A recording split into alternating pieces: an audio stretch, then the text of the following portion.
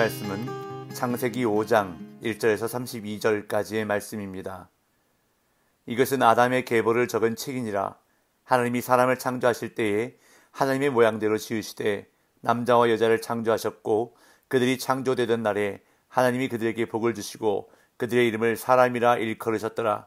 아담은 130세에 자기의 모양 곧 자기 형상과 같은 아들을 낳아 이름을 셋이라 하였고, 아담은 셋을 낳은 후 800년을 지내며 자녀들을 낳았으며 그는 930세를 살고 죽었더라. 셋은 105세에 에노스를 낳았고, 에노스를 낳은 후 807년을 지내며 자녀들을 낳았으며 그는 912세를 살고 죽었더라. 에노스는 90세에 게난을 낳았고, 게난을 낳은 후 815년을 지내며 자녀들을 낳았으며 그는 905세를 살고 죽었더라.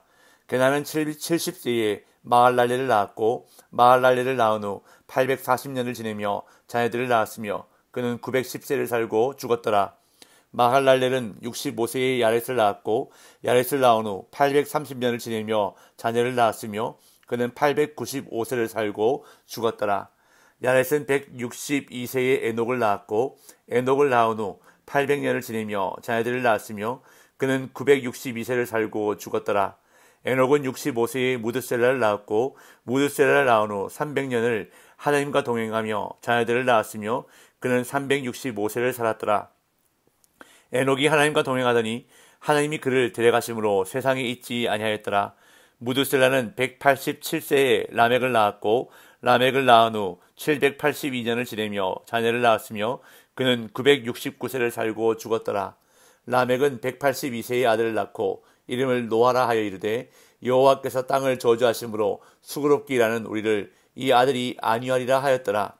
라멕은 노아를 낳은 후 595년을 지내며 자녀들을 낳았으며 그는 777세를 살고 죽었더라. 노아는 500세 된 후에 셈과 함과 야벳을 낳았더라. 아멘.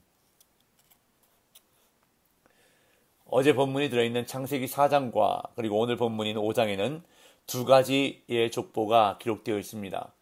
하나는 아담의 큰 아들이었던 가인의 자손들의 족보가 4장에 기록되어 있고, 다른 하나는 아담의 둘째 아들이었던 아벨이 죽고 난 다음 낳은 셋의 자손들의 족보가 5장에 기록되어 있습니다.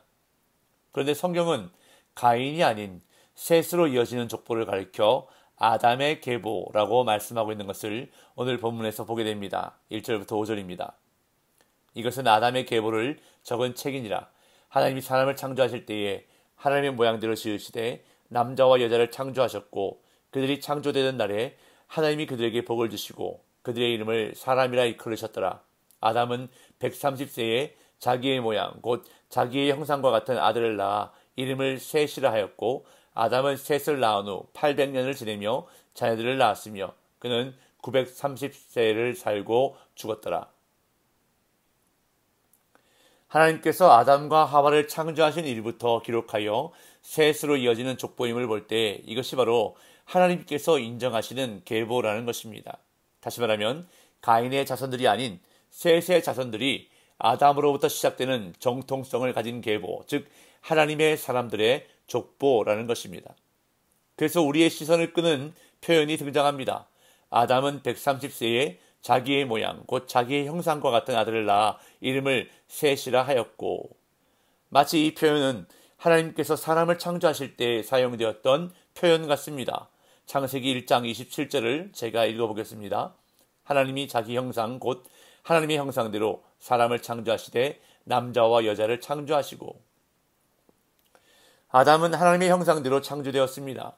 하지만 에덴 동산에서 범죄한 이후 완전한 하나님의 형상을 잃어버리고 말았습니다.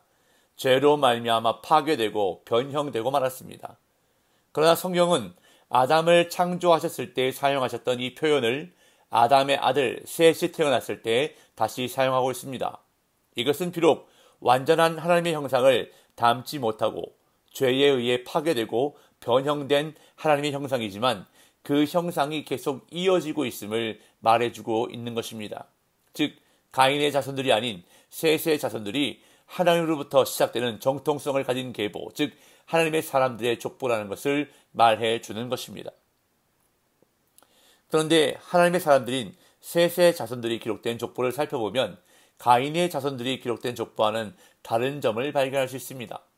셋의 후손들의 계보를 살펴보면 하나같이 누가 몇 년을 살다가 누구를 낳았고 몇 살에 죽었다는 이야기들로만 이루어져 있는 것을 보게 됩니다. 6절부터 20절까지 보겠습니다.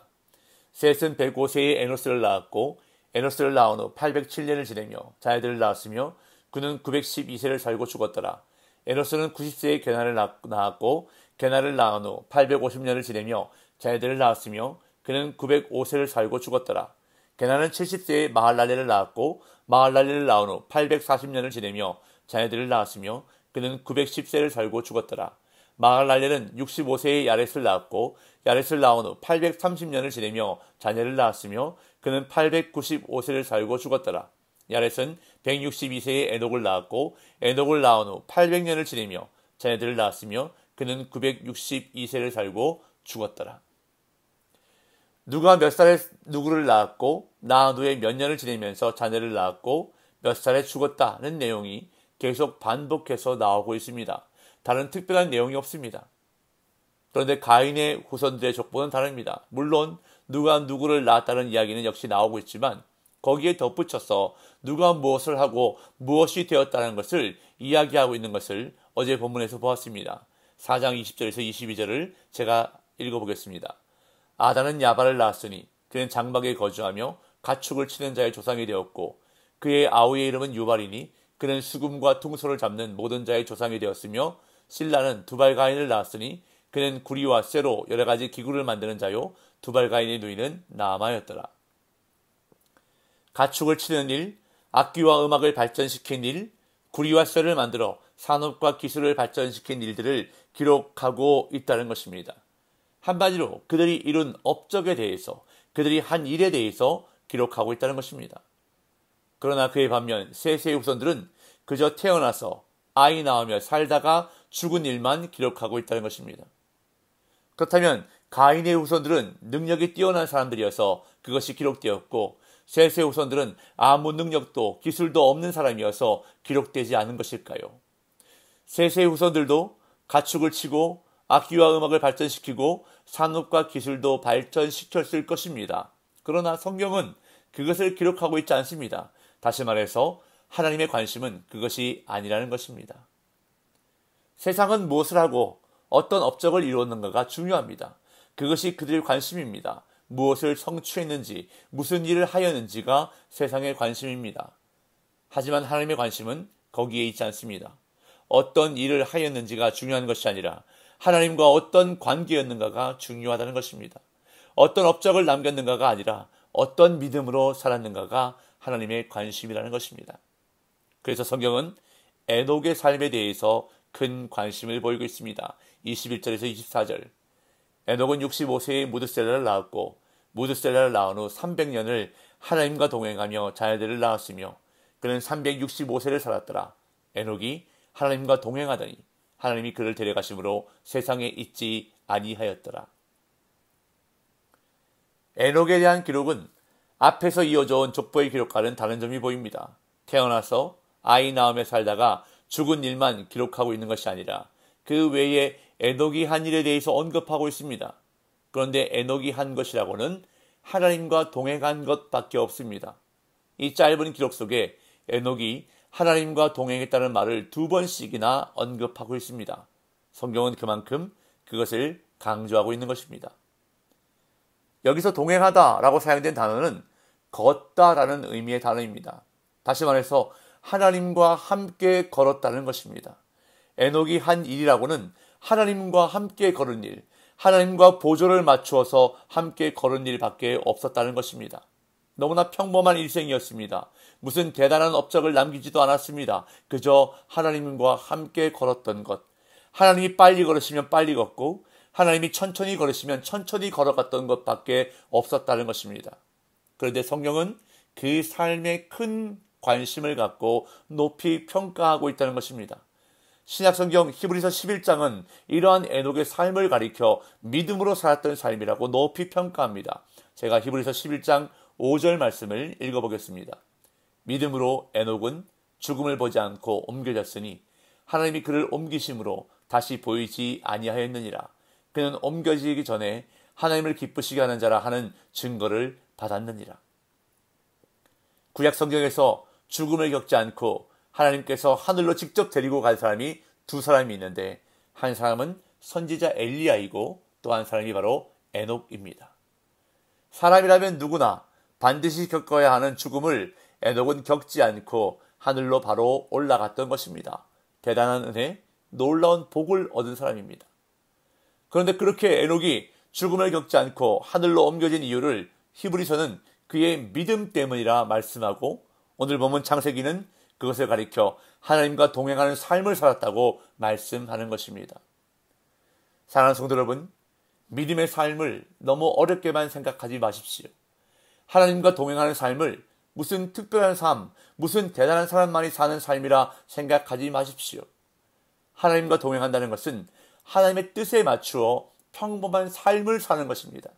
그저 삶의 걸음을 하나님께 맞추어 드리며 사는 것, 하나님의 말씀을 따라 사는 것, 그것이 바로 하나님과 동행하는 삶이라는 것입니다.